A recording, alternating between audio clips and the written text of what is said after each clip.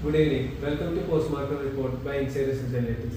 Nifty നമ്മൾ പറഞ്ഞ gap of opening ആണ് ഉണ്ടായിരുന്നത്. 24,280 എന്ന ലെവലിലായിരുന്നു ഓപ്പണിംഗ് ഉണ്ടായിരുന്നത്.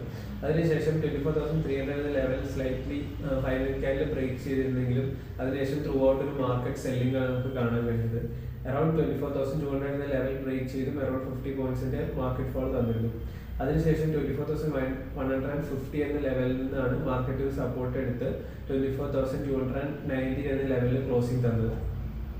ബാങ്ക് നിഫ്റ്റി നോക്കുകയാണെങ്കിൽ ഈ സെയിം സിനാരിയോ തന്നെയാണ് ഫോളോ ചെയ്തത്.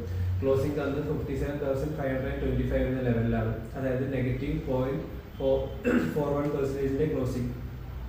സെൻസെക്സ് നോക്കുകയാണെങ്കിൽ ഈ സെയിം പാറ്റേൺ തന്നെയാണ് ഇന്ന് ഫോളോ ചെയ്തത്, അതായത് -0.22% ക്ലോസിംഗ് ആണ് സെൻസെക്സ് ഇന്ന് തന്നത്. സെക്ടർ സ്പെസിഫിക് ആയിട്ട് നോക്കുകയാണെങ്കിൽ ഇന്ന് പോസിറ്റീവ് ക്ലോസ് ചെയ്ത രണ്ട് സെക്ടറുകൾ മെറ്റൽ ആൻഡ് റിയാലിറ്റി ആണ്.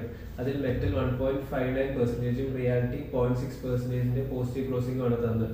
ഇന്ന് ഡിഫൻസ് ആൻഡ് മീഡിയ ആണ് മോസ്റ്റ് നെഗറ്റീവ് ക്ലോസ് ചെയ്ത രണ്ട് സെക്ടറുകൾ. ഡിഫൻസ് 0.94% നെഗറ്റീവ് ക്ലോസിംഗും മെറ്റൽ മീഡിയ 0.58% നെഗറ്റീവ് ക്ലോസിംഗും ആണ് തന്നത്. Thank U.